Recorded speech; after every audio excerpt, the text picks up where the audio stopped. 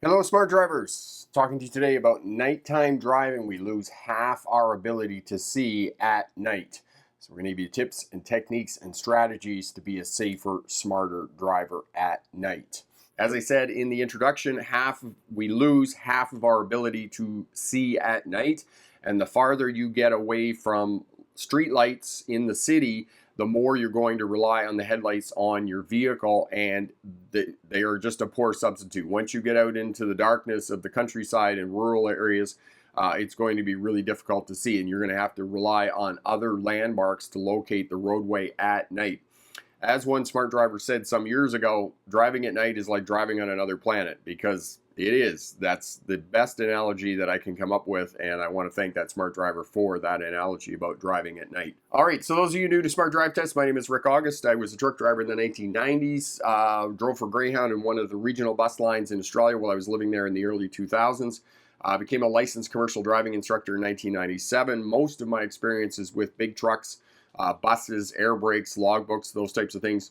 2006, I graduated from the University of Melbourne with my doctorate in legal history, which is study policing, courts, and prisons, and my expertise is in policing as it relates to traffic. And if you want to know more about me, you can check out the autobiography over at the Smart Drive Test website. New video last week, 5 tips for driving in heavy traffic, in congestion. Again, we come back to that 3 to 4 second following distance in front of your vehicle. Go green. Try and make the lights go green. Now, that's not going to work all the time. People will steal the green lights. You will have to come to a stop. But if you can try and make the lights go green, you can control space in front of your vehicle using just the accelerator.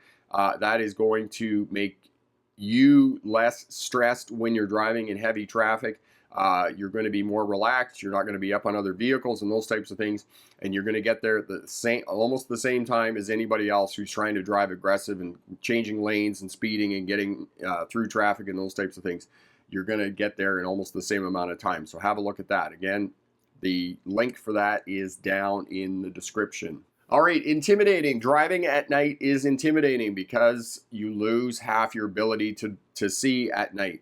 And one of the most intimidating road conditions, or weather conditions rather, to drive at night is driving at night in the rain, especially when you're in the city or there are lights around. Many of these highways will have street lights at intersections and those types of things. And it is especially intimidating if it's raining, because not only do you have the sound of the rain, which is distracting, the windshield wipers on, but any light that is available is going to reflect off the water on the roadway, and it is going to distract you and make it difficult for you to be able to drive at night. So driving at night is intimidating. And of course, as I was saying, you have bright lights of other vehicles either behind you shining in the mirror. Make sure that the center mirror has a tab underneath it. Flip that tab so that light is not glaring back into your eyes. And if other vehicles are approaching and they have their high beams on, make sure that you're looking down at the edge of the road until that other vehicle passes, and you can look up without looking into those bright headlights of the other vehicle. Look for movement in the darkness. Look where the road curves, and there are fewer lights the farther you get away from the city. So the more you're looking, as I said, the more you get away from the cities, the more you're relying on your headlights. So you're going to have to be looking for other indicators where the roadway is going. Fortunately, road signs are reflective. There are lots of reflectors. Not so much anymore. The road paint tends to be reflective of light. It used to be better in the old days before we went to all this environmental paint.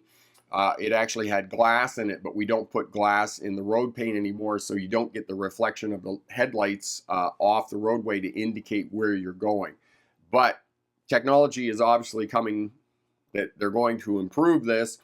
But in the winter time, when it's dark, super dark in the winter time, some of these roadways, I know the section of highway between where I live here in Vernon and Kelowna, British Columbia, at night in the wintertime is incredibly difficult to navigate. So know that the farther that you get away from cities, the harder it is going to be to see at night, and the more difficult it is to actually find the roadway.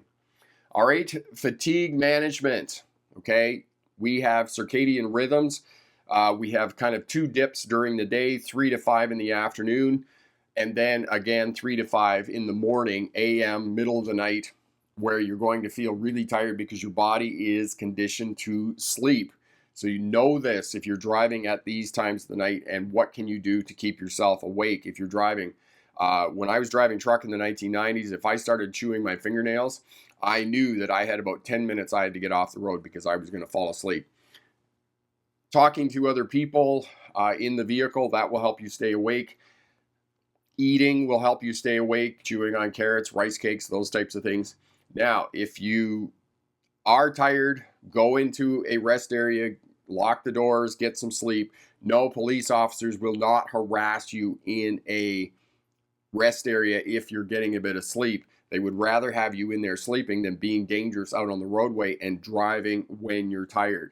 So, know when you're tired, okay? Many single vehicle crashes happen in the middle of the afternoon, kind of 1 to 5 in the afternoon. The reason for that is because people's circadian rhythm dips. They had a big lunch.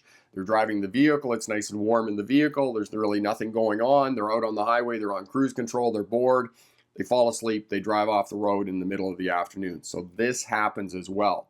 Do not underestimate the impact that fatigue has on your driving. If you're tired, get off the road, get some sleep.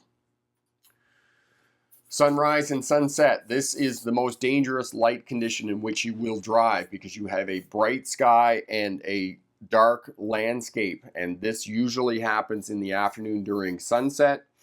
So road users will hide in the dark landscape. And I have been in road conditions where there have been cyclists on the roadway in the afternoon, and you cannot see the people on the bicycles because it is dark in the landscape.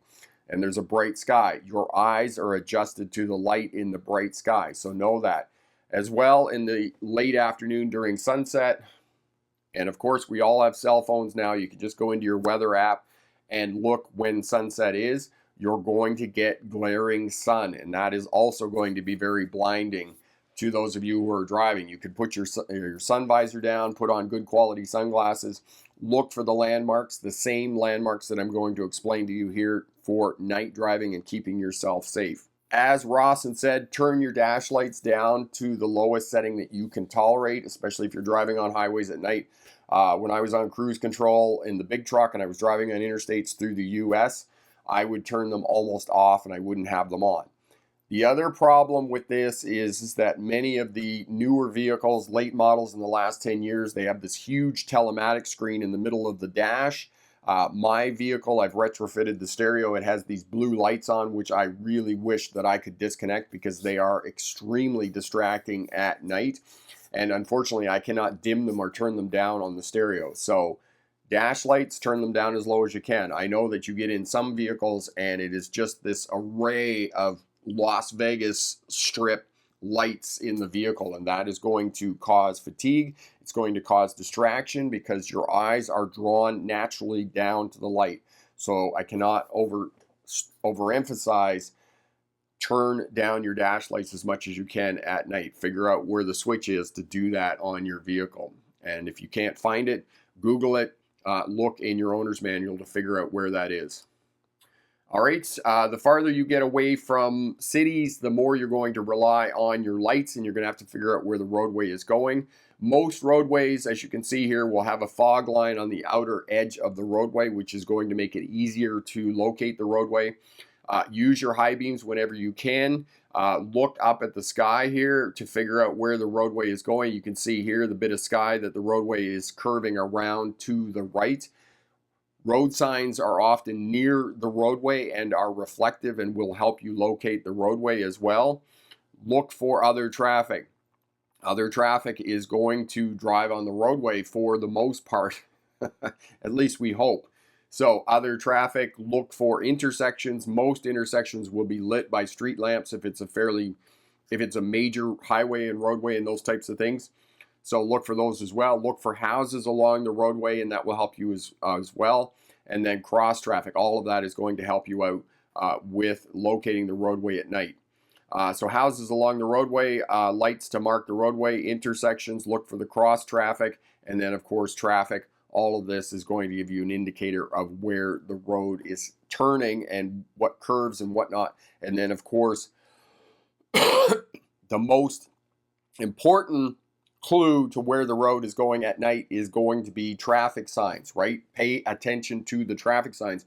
Read the traffic signs. Hazard obstruction signs. Look for those. And after the live stream, I'll put that down in the description as well. The hazard obstruction signs, because those will tell you where fixed objects are along the roadway that you could potentially strike and on which side you should pass. So those, all the other signs, all of this is going to give you indicators of where the road is going at night.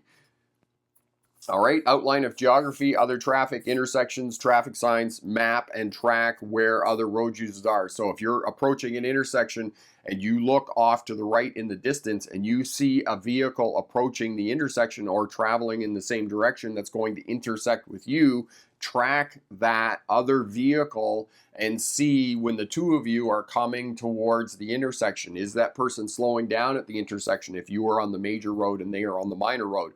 That is going to help you to reduce your chances of being involved in a crash. All right, cruise control. If you're on an interstate, you're on a freeway, major highway, use cruise control at night and turn your dash lights down as much as you can tolerate. Stay in the right-hand lane, and if you're passing, get out in the lane and get around the vehicle as much as possible, and then reestablish that space either to the rear, between you and the vehicle behind you, because you don't want their lights glaring into your rearview mirror. And if you're behind another vehicle, make sure that you stay back a good quarter mile, half a kilometer. That way, that person is going to be in front of you, and you're not going to be glaring your lights into their center mirror. We were talking about animals before. This is another technique that you can use for not hitting animals at night. Stay behind another vehicle. So if another vehicle is traveling at approximately the same speed that you are, and that's a good speed for you, then put your cruise control on the highway, stay back about half a kilometer behind the other vehicle. And if there's animals on the roadway, you've got that buffer of space, and you've also got that other vehicle in front of you that it's likely that they're going to hit the animal, not you. All right, so good luck on your driver's test, and remember, pick the best answer, not necessarily the right answer. Had a conversation yesterday with a taxi cab company that was looking for defensive driver training for their drivers, because they were talking about the service that they offer is driving. That's what they offer, right? They've had so many crashes and incidents amongst their fleet that they're no longer able to get insurance. So think about that when you're driving aggressively, getting speeding tickets, being in crashes, incidents, those types of things. If this is going through on your insurance, eventually there's going to get to a point with your driving that you're not going to be able to get insurance. That's just an aside of what we're talking about today. We're talking about nighttime driving, which is part of defensive driving. The challenge with nighttime driving is very few people get any official training in nighttime driving. Most of the time, what happens is they're left to their own devices. They learn it on their own. They do not get training when they're taking driver training to prepare for their license, because it's one of those conditions that just doesn't happen. I mean, unless you're taking your driving lessons in the winter time, the deep of the winter, you're not going to be doing nighttime driving with somebody that's going to give you feedback on how to do that. So that's what we're going to do today, give you tips and strategies on how to be a safer driver at night. Young 3PO, it's been a while. How are you, my friend? Awesome. Welcome to the live stream. If you have any questions, obviously how to pass the driver's test will help you with all of that. How to drive at night, safer, smarter driver, space management. Keep that space in front of your vehicle. Now, for most drivers that I have worked with at night, the challenge that they have is locating and figuring out where the road is actually going, the path of the road. So this is what we're going to help you with. We're going to give you strategies to look for and find the roadway at night. The other issue, obviously, this time of year with spring coming on, animals coming out of the bush and those types of things, that's another issue at night. And I've had my share of that happening. Kangaroos in Australia, deer here in North America. So animals are one thing. Other people on the roadway, people doing goofy things. but there are strategies and techniques you can put in place. Of course, fatigue is another issue at night if you're driving past midnight. And then, of course, drunk drivers on the weekend, Thursday, Friday, Saturday night after 9 p.m. So give other vehicles lots and lots of space when driving at night. One of the benefits of driving at night is there isn't the same amount of traffic on the roadways, so that's going to be easier as well. But keep in mind, you don't know what shape these other people are in, whether they're drunk, they're fatigued, they've been smoking marijuana, because all of that is legal now. So keep all of that in mind. Noor, this is Noor from New Delhi, India. Love your defensive driving tips. Awesome. Thank you, my friend. So happy I can help out. And thank you for tuning in from New Delhi. Rawson, the first thing I know what to do at night is to turn down our dash lights as much as you can do. Yes, that is absolutely true, because at night, obviously, we have our night vision, which means that our eyes get allow more light in because of the reduced amount of light. And you want to try and turn the dash lights down on the car as much as you can stand to preserve your night vision. The other piece is the complaint that most drivers get, especially now with these new vehicles with these like burn your retinas out LED lights on vehicles. You're going to have to look down to the edge of the road so that you're not going to get your retinas burned out, and you are going to protect your night vision when you're driving, because some of these new cars, oh my God, the lights on them are just crazy, crazy bright. So know that as well when you're driving at night. And if you're doing a lot of night driving, you're finding that the headlights on your vehicle are not sufficient, then you might want to consider swapping those out for LED lights, better lights on your vehicle, so that you can see at night. Now, any opportunity that you get at night, drive with your high beams on. If you don't know how to turn your lights on, go out to your vehicle, figure out how to do that. Now, on most vehicles, it's going to be on the same lever as your turn signals, and you're simply going to click it towards you, and that will turn your high beams on. You will know that the high beams are on the vehicle because there will be a blue light on the dash that will indicate that your high beam lights are on. Now, if you're finding that you're getting a little bit tired, obviously if you're getting tired when you're driving at night, you should pull over, take a nap, those types of things.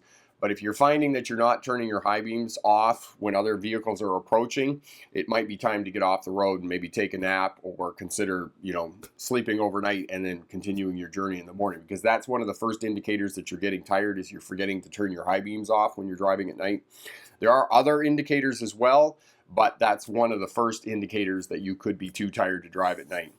Ross, and I have to have deer, coyote, and other animals in Ohio. Yes, and we have all that here. And of course, Australia, they have different animals. And in India, they're going to have different animals again out on the roadways at night. But again, you have to check for that, figure out what's going on. Sometimes you can see the light off the animal and those types of things.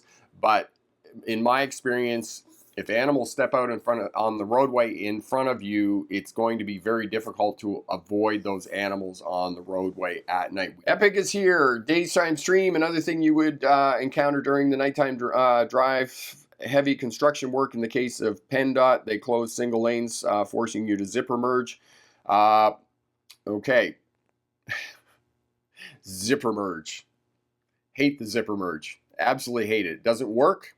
Never going to work, and no matter how much marketing and social media presence they put into zipper merging, it is not going to work. And it's not safe either. It's not your best defensive posturing. Get over into the other lane as soon as possible and protect your space, manage that space in front of your vehicle, and just go through wherever you need to go to. Don't zipper merge. It's people, as simple as it is, the concept, it doesn't work. So, yes, exactly what Epic said about construction zones. At night, the workers are out on these roadways and they're closing the lanes so that they can do the work that they need to do at night. And you're going to need to pay attention to that. Now, construction zones are well marked, super well marked. If you get into a crash at a zipper merge, yeah. If you get into a crash at a construction zone at night, it's nobody's fault but your own, okay? There are construction vehicles, there are flashing yellow lights, There are signs, reflective signs, warning you that there is a construction area. There are work lights, huge white work lights lighting up the area, and there are construction workers. There is all kinds of movement in a construction zone.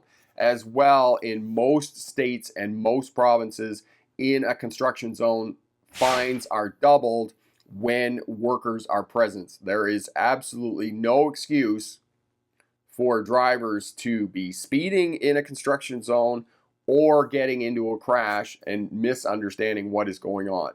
They have been doing construction for a very, very, very, very, very long time.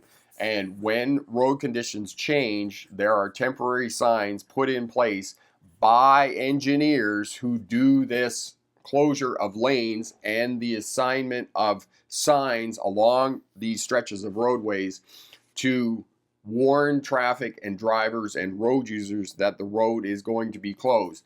As well, in many of these lane closures, as Epic was saying, on the interstates and state highways and other places, usually they're going to barricade it with concrete barriers on either side to protect workers in the construction zone when the work is being done at night. So know that, look for those, take in the information, process that information, and slow down when proceeding through the construction zone.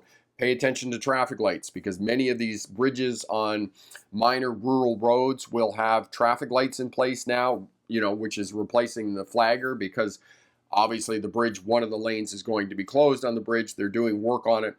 And stop for the traffic lights. Don't go through the traffic lights, even if it's the middle of the night, because somebody else could be speeding, could be drunk, not paying attention to what's going, and you've disregarded the traffic light, gone through on the red light, and now you were into a head-on crash on the bridge, and there's no escape for you. So pay attention to the traffic lights and obey the traffic lights at these construction areas at night.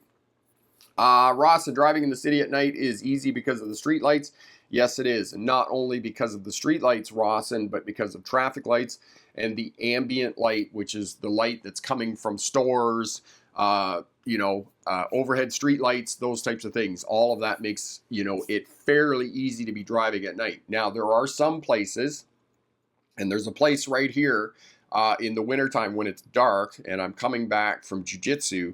There's a crosswalk. We have the weirdest thing here. We have crosswalks that are just kind of randomly put out, and they think that a sign and some road markings are going to indicate that somebody's standing there at the light. If they want to protect pedestrians, you need some sort of flashing light to indicate to drivers on the roadway that it's a pedestrian crosswalk and somebody is going to be using the crosswalk, because too many times I've seen these crosswalks, and we have a lot of these here in British Columbia, not just here where I live, but also on Vancouver Island and other places.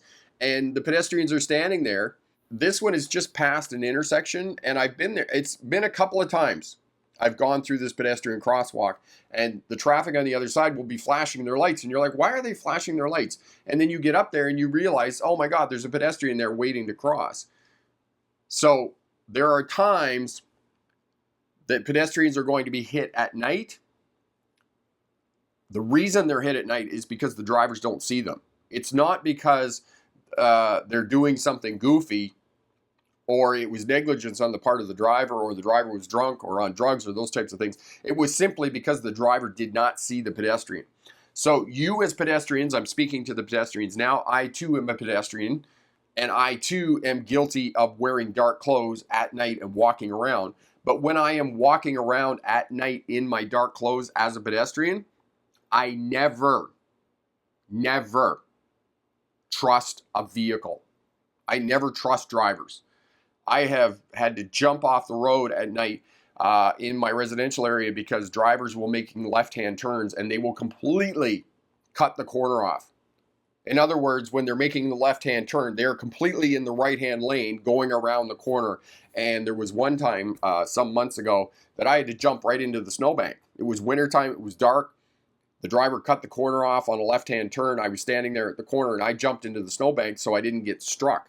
So, as pedestrians, do not ever step out in front of cars thinking that they're going to stop at a crosswalk, because they may not even see you. All right? Let the car go by and then go. Okay? That's going to keep you safer. Now, the reason I say that, globally, vulnerable road users make up 25% of traffic fatalities. Okay? It's not like it is in the Hollywood films. If you step out in front of a car, you weigh 150 pounds on average. Well, a car on average weighs 2,000 pounds plus. They're speeding and they hit you. You are not going to survive. If you do survive, you're going to be in pretty bad shape and you're probably never going to walk right again. All right? So protect yourself. Okay? Only cross the road when you're absolutely sure that you're not going to get hit by a car or a driver's not going to be able to see you and those types of things. Elevator fan, one person brake checked every vehicle behind them. I had to slam on my brakes to avoid a rear end crash. Yeah, those people who brake check other vehicles, the fine should be the worst fine that there is, because that's just like so dangerous when they're brake checking other people, especially when they brake check big trucks. And I have seen this happen on an interstate at 65 miles an hour where a car has brake checked a semi truck. And there are obviously incidents on Twitter and those types of things. One of them was the car brake checked the big truck and they got off on the off ramp, and then the car just stopped and refused to allow the big truck to go around or whatnot. I mean, if I was in the big truck, I mean, what do you do? I mean, the person's only going to wait so long. I just pull over on the side of the road and turn my flashes on and just wait for them to stop being stupid. Because unfortunately, there are some of these road rage incidents that happen out there. So you want to try and protect yourself, and you want to give it up. And sometimes that just means pulling off the road, stopping. And if it is a road rage incident, never engage with the other person. Lock the doors. Do not look at them. Do not take pictures of them. Okay? Because we know when other people get angry, they can only stay angry for about 2 minutes. Unless there is input into their anger, they can only stay angry for a couple of minutes. They're not going to stand there for 5, 10, 15, 20 minutes and yell at you. They're going to have a couple of minutes, and then they're going to take off and go and do something else. And I've had this happen. I've been in these road rage incidences. It's most of the time on my bicycle. I don't know what it is about my bicycle, or when I'm walking. When I'm driving my car, I'm like, yeah, whatever. Okay, just go and have your crash somewhere else. But if I'm walking or I'm on my bicycle, my road rage goes from 0 to 100 in like a nanosecond. So, know that. Sean is here. Hello from Brooklyn Park, Minnesota, my friend. Elevator fan. I've never seen cars brake check semi-trucks. Elevator fan. Yes, I have. In the years I've been driving, I have seen cars and drivers be dumb enough to brake check big trucks. And I just don't think that they understand the severity or the severity of their actions and the danger in which it puts them, because if that big truck rear ends them, you're probably going to die. Okay, you're not going to survive that crash, even if it is a rear end crash, unfortunately. 3PO, I'm watching you literally at my local Honda dealership right now, getting an oil change and tires rotated for my 22 Accord.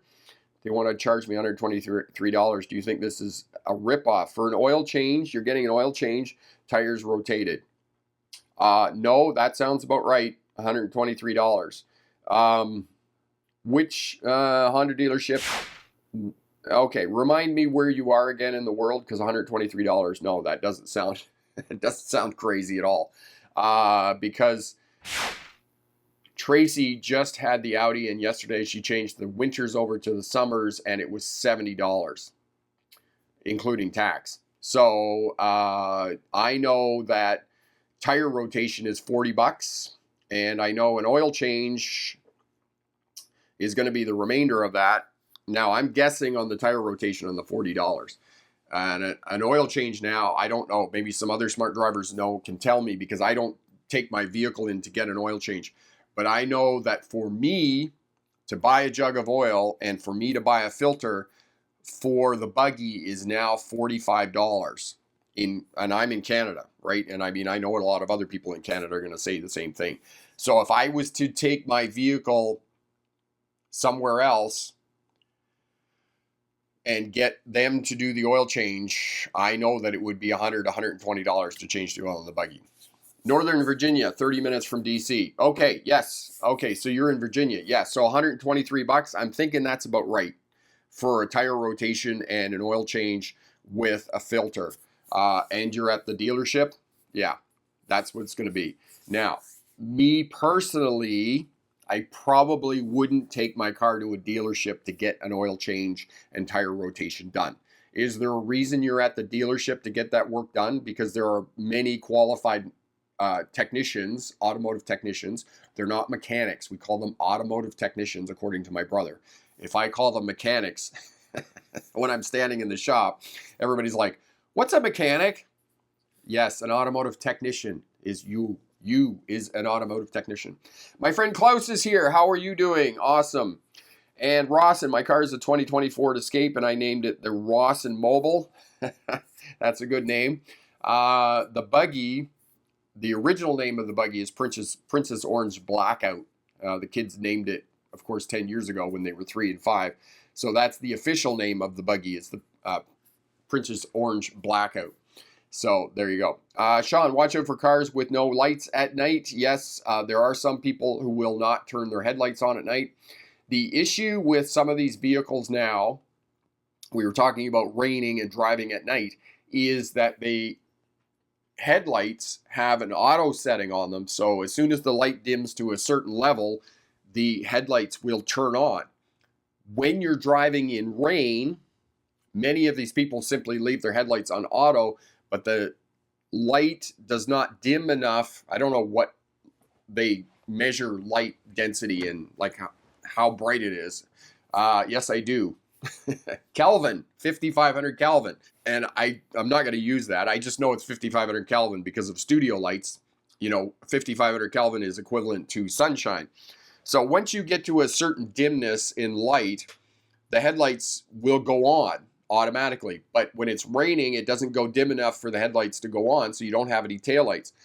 So when it's raining, for all of you who have newer vehicles that have an auto setting on your headlights, turn your headlights to on when you're driving in the rain so that you turn your taillights on and activate your taillights so that there is better visibility when you're driving, because there is poor visibility, and a lot of times you can't see the back end of your car when you're driving in rain without taillights on. And this is one of the problems with technology. It doesn't always work. And this is one of the situations where it doesn't work. It doesn't work in the rain because the taillights don't activate if you have that auto setting on your vehicle. So you have to turn your headlights on. All right. The old buggy just has daylight running lights. The lights are on, but in order to activate the taillights, you have to turn the lights on. Now, I just get in the driving habit where I just turn and run with my headlights on all the time, so the taillights are on all the time. And that is something I picked up for driving in the 1990s, because in the 1990s, headlights were either on or they were off. There was no in between. We did have daylight running lights at the time in Canada, but not in the United States. It's not a law in the United States or other places in the world. Sean, watch out for, okay, we talked about that. Young, I went because they have a lot of coupons and free inspections, very smart making. There you go. You went for the coupons. Awesome. So there you go.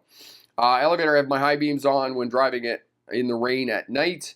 Elevator, sometimes that's going to work for you because you're, as I was saying in the presentation, is that you'll get that reflection back, and high beams may not be your best source of light at night. Sometimes it's better to have your low beams on at night, and that way you're going to be able to see better in the darkness, especially if you're away from the city and those types of things. So it's just something you're going to have to check out depending on the rain and those types of things, because as we said, driving at night in the rain is probably one of the most challenging driving scenarios or driving conditions in which to drive, because the light from traffic lights from all the cities, or from all the buildings in the city, traffic and those types of things is all reflecting back through the windscreen. And of course, the other piece, here's another tip with driving at night: keep the glass on your vehicle clean. If you got a lot of smudge marks and those types of things inside the vehicle, it's going to refract, so change the direction of the light, and it's going to be shining into your eyes. So try and keep the glass clean on your vehicle at night. And if you're doing a lot of night driving, Keep some Windex in the vehicle so you can clean your glass and those types of things, and that is going to make it easier to drive at night. Ross, when it comes to cloudy days and not bright, I turn on my headlights on manually so I can be visible. Yes, because it's about being seen as well as seeing other people on the roadway when you're driving at night with your lights and those types of things. Know that when you're driving. It's two things. It's two pieces, right? It's seeing other people and whatnot, and it's being seen. This is why when we talk about defensive driving, we talk about observation and communication. Those two things dovetail. They work together as one. Driving is a social activity, and when you're driving, sometimes you're going to make mistakes. Defensive driving isn't just about other people on the roadway making mistakes. It's about when you make mistakes, because we get tired, we miss things, we're distracted, we're looking at something else, we're thinking about something else. So defensive driving is for when other people make mistakes and when you make mistakes when you're driving. So observation is you looking around, shoulder checking, doing your checks when you're driving forward, that scanning pattern, shoulder checking, looking in your blind areas, having a 360-degree awareness all around your vehicle where other vehicles are. Communication is indicating to other people what you're doing. So driving in the rain at night, having your headlights on so your taillights are activated so other people can see you. So it is about seeing and being seen. These two things work together. They are not exclusive. They are not two separate things, right? Because driving is a social activity and you need to go along to get along. You need to work with other people in the driving environment so that you stay safe and you keep other people safe. Thanks, Rick. By the way, were you able to see the solar eclipse where you were at? I was driving at 2 p.m. and suddenly it got dark like 9 p.m. and I heard yesterday was it was more so Young in the east. Montreal, I had some friends in Montreal that saw it and got some video of it. Here in British Columbia, where I live, it was super cloudy yesterday and it didn't get dark at all. So it was like a non-event for us. But in the east, it was super, super great.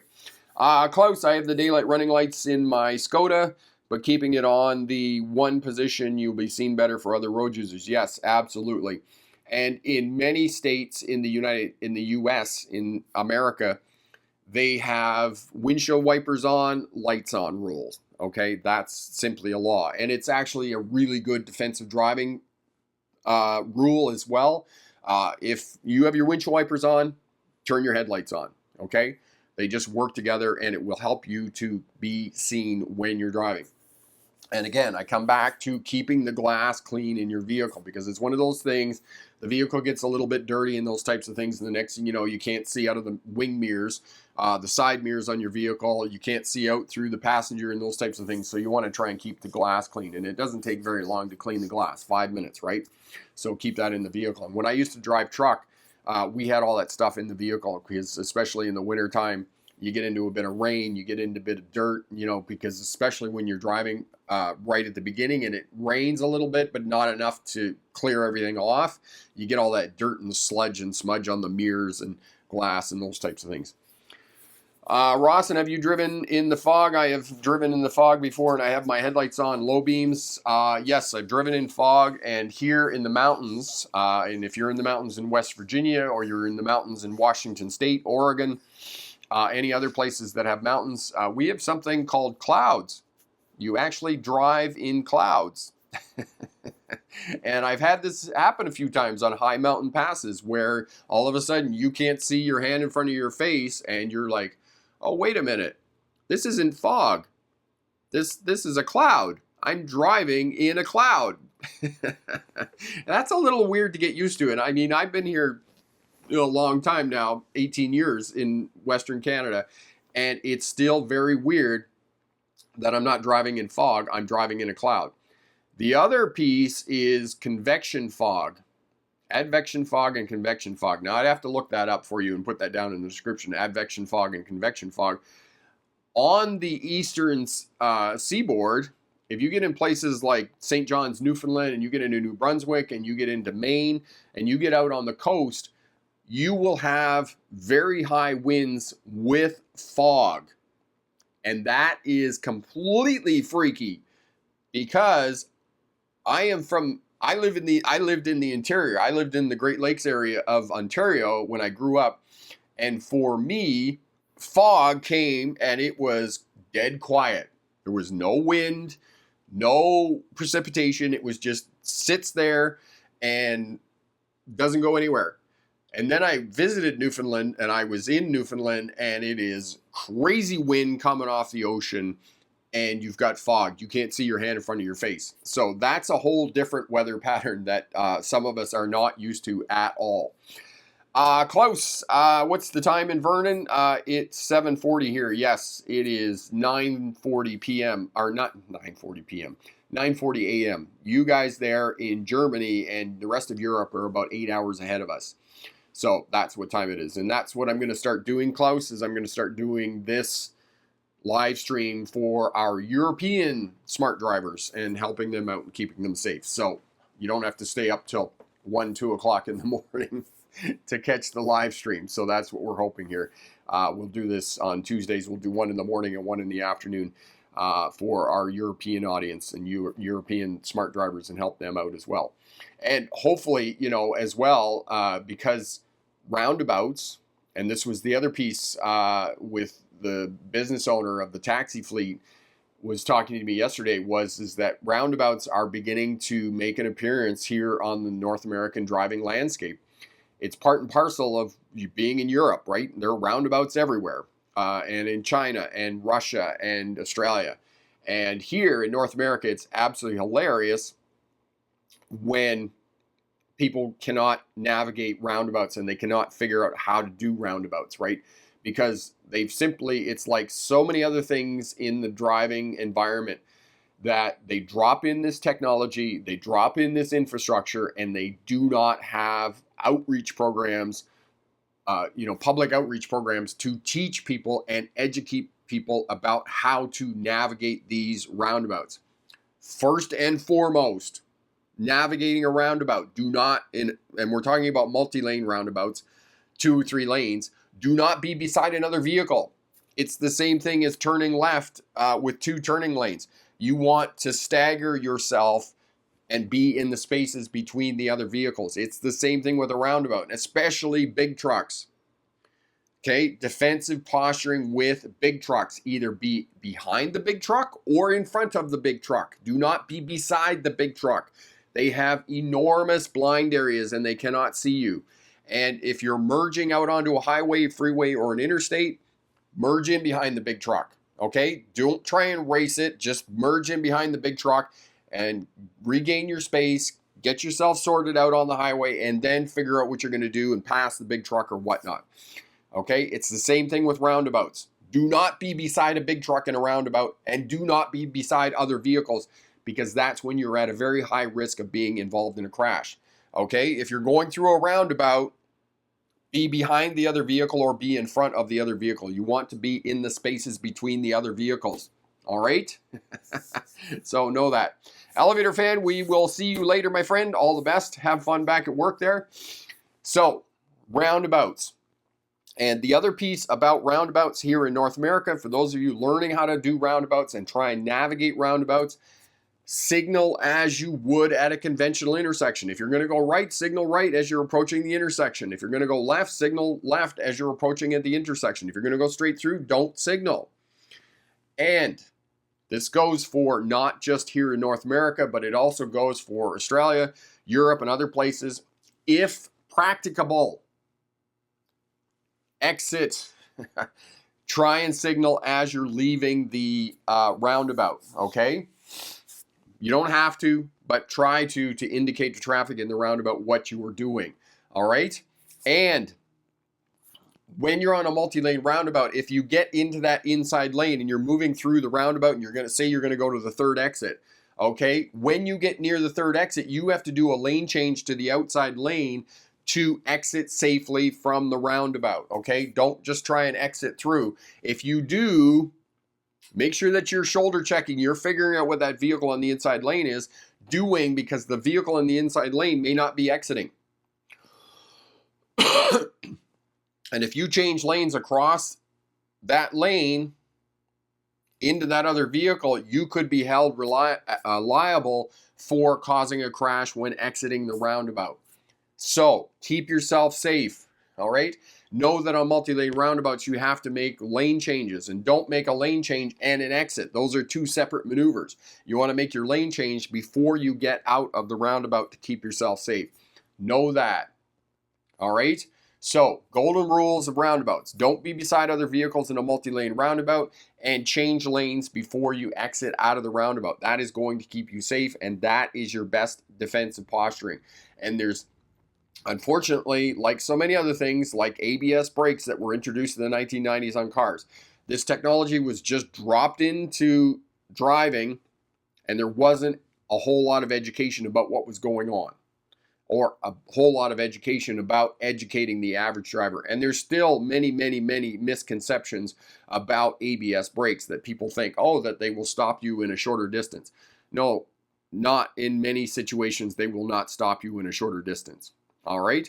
And the point is mute anyway. It's an academic argument, and it's not one that I want to get involved in, because the reality is we don't have standard brakes anymore. There are no vehicles that you can buy that have standard brakes on them.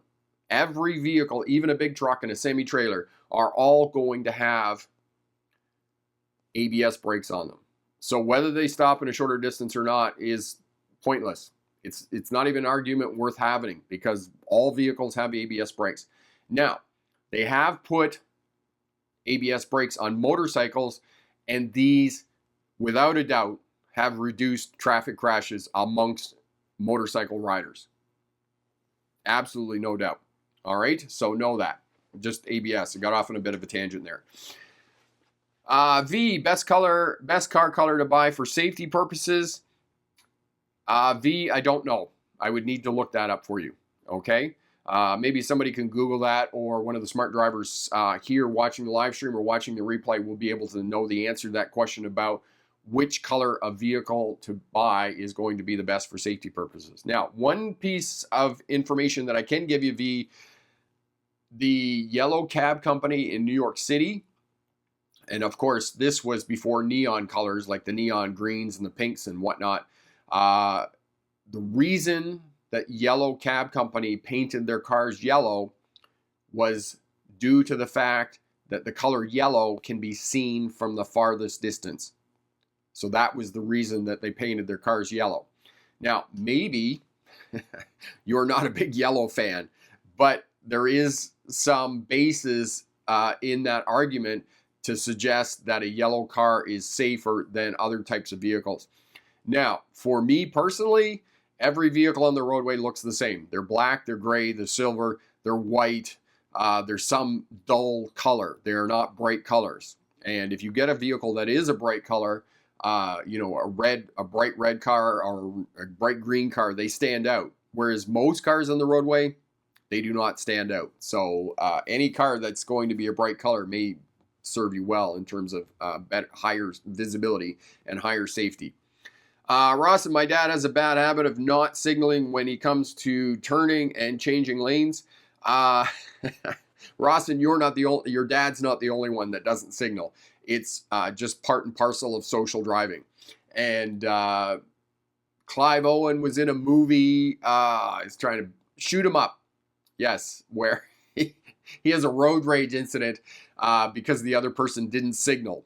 And if you want to watch that movie, Shoot 'Em Up with Clive Owen, you'll see the road rage incident where the other person doesn't signal and he runs them off the road. All right. D, hey, how's it going, my friend? Welcome to the Smart Driver live stream.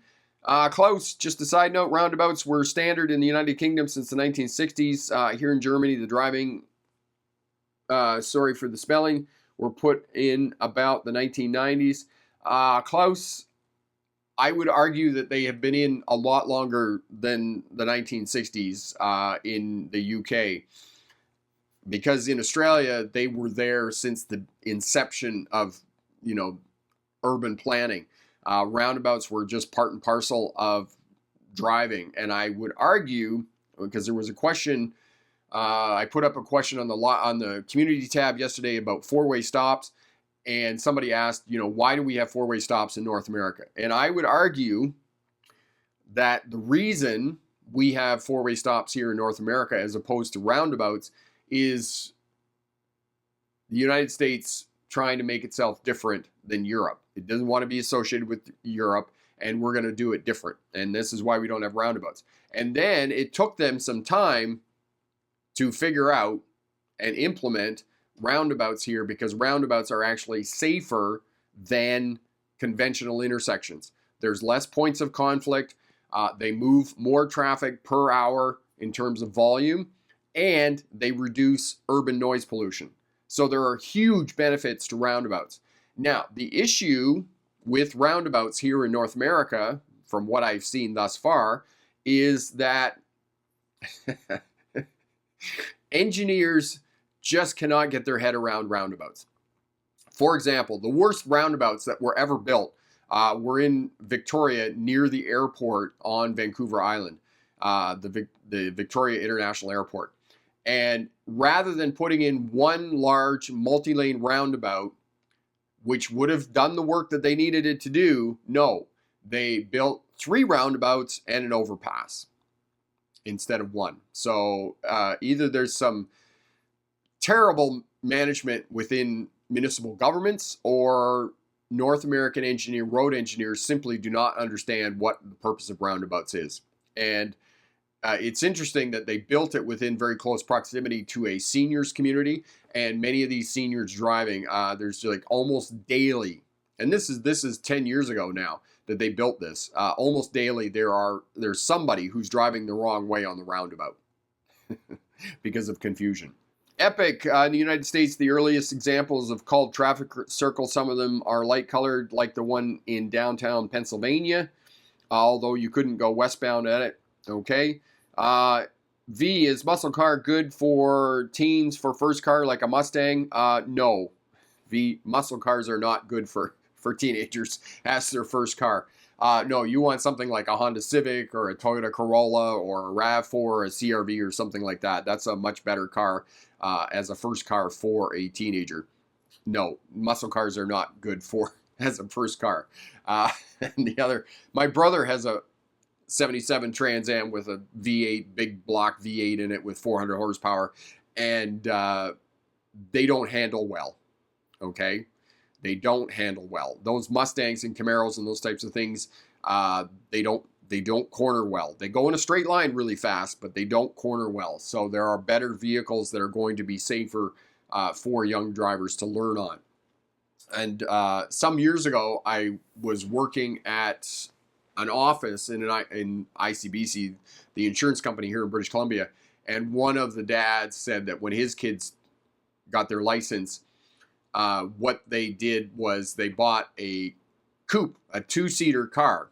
I can't remember what kind of car it was, but the reason is that they could only have one other passenger in the vehicle, because for new drivers driving and learning how to drive, often they get into trouble because they have passengers in the vehicle and the passengers are distracting. Now, most GDL programs, graduated driver's licensing programs, when they're in the novice phase, they're restricted to how many passengers they can have in the vehicle. But, they skirt that all the time, and they have too many people in the vehicle. I've seen, new drivers in vehicles and, they're driving around and those types of things, and they got 4 or 5 people in the car. It is distracting. So muscle cars are not your best bet for new teenagers. Clause 3 roundabouts and an overpass. Yes, strange indeed. They could have put in one large multi-lane roundabout and it would have been fine. But it was a major highway from the ferry into Victoria, which is the provincial capital here in British Columbia. And of course, there's no education about roundabouts, so there was no way that the public would accept a multi-lane roundabout on a major road. And, they're thinking, oh, we can facilitate traffic flow better by spending all this extra money and putting all these roundabouts and whatnot. So it was an interesting infrastructure program for sure. X, in the US and Canada, the only country that allow right-hand turns when red lights. Any good reason for that? Because X, the reason that they do it is to try and increase traffic flow through the intersection. I don't believe that right on a red light increases traffic flow in any significant amount. And it would be interesting to see if there are some studies about that, because I'm sure that there have been studies done, because as you said, in Europe, you cannot turn right on a red light. In Australia, you cannot turn right on a red light. And many other places, you cannot turn right on a red light. And in North America, the only place that you can't turn right on a red light is the 5 boroughs of New York City: Manhattan, Queens, Brooklyn, the Bronx, Staten Island, and I think I got them all, and the island of Montreal. Those are the only places you can't turn right on a red light, unless signs prohibit it. Those are the other places. But for the most part, I don't think that it really increases traffic flow, but that's the reason that they're doing it. Carmen, no, I have not driven in Mexico as of yet, but I'm sure it's coming. I'm going to get to Mexico and do some driving there and shoot some videos and those types of things as well. And, you know, get into Europe, get into UK and whatnot. And there are some videos here. Look for the playlist Driving in Spain. We drove 2 years ago. We drove from Barcelona to Madrid. And, you know, driving in Europe is awesome. I love driving in Europe. And not only that, the culture of driving on the freeways in Europe and the motorways is that, you know, the culture is that you can't left lane squat, which is one thing that I really liked. But, you know, one time I kind of forgot that I was out in the left lane. And of course, one of the Spaniards had a real go at me about being in that left lane. And this is something that we should do here in North America. Unfortunately, we have this culture in North America where people think that they have the right to sit and drive in the left lane. We call them left lane squatters. And they're just contributing to traffic congestion, and nobody gets to where they want to go. So that's one of the things that happens here in North America. So that's awesome. So if you have any questions about passing a driver's test, becoming a safer, smarter driver, or starting a career as a truck or bus driver, we can help you with all that. We're talking about nighttime driving. The reason that nighttime driving is so intimidating is that you lose half your ability to see at night. Now, it's not too bad in the cities because there is so much ambient light, street lights, light from stores and shops and those types of things, traffic lights and whatnot. But you have to be careful with pedestrians, and especially when you move from the more dense areas of town into the residential areas and those types of things, pedestrians and whatnot. Be careful at pedestrian crosswalks and whatnot. And if you are the pedestrian, do not step out in front of cars thinking that the driver has seen you, because the driver may or may not have seen you and you get struck because you weren't seen. Okay? Be super cautious when walking around at night, especially if you're not wearing reflective clothing and those types of things. All right? The farther you get away from cities, the more that you're going to have to rely on the headlights of your vehicle to drive. Know that. Look for the other landmarks, other traffic that's, you know, going to be driving on the roadways. Look for intersections. Most intersections at highways and those types of things are going to be lit. Houses along the roadways, look for traffic signs. Read the traffic signs. Take the information from the traffic signs. Know that traffic signs are going to be located close to the roadway, and they are reflectors and those types of things. If you get high beams, somebody's behind you with their high beams on, flip that little tab underneath your center mirror. That's going to cause it so it's not reflecting back in your eyes. If you got somebody coming towards you and they're not dimming their headlights, look down at the outside edge to protect your night driving and keeping yourself safe when you're driving at night. Fatigue. If you get tired, get into a rest area, take an hour of KIP or those types of things, get yourself rested and continue on. And if it's too tired, because I had this happen a few years ago when I was coming back from Victoria, I just got super tired and I just pulled over, got a hotel room, and, you know, even if it's a stupid cost, get a few hours sleep, get yourself safe, and continue on in the next day. Klaus, in Germany, you can turn right on a red light if a sign is allowing it. Stop, then turn right when it is safe to do so. So that's the other piece, as Klaus was just saying, that in some places they actually have signs that will allow turns on red lights to try and facilitate traffic flow and move more traffic through that intersection. Thank you, everybody, for your comments and questions. Awesome live stream. And if you had a test in the last couple of weeks, passed your driver's test, congratulations on that. If you have a test coming up in the next week or so, good luck on that. And remember, pick the best answer, not necessarily the right answer. Have a great day. Bye now.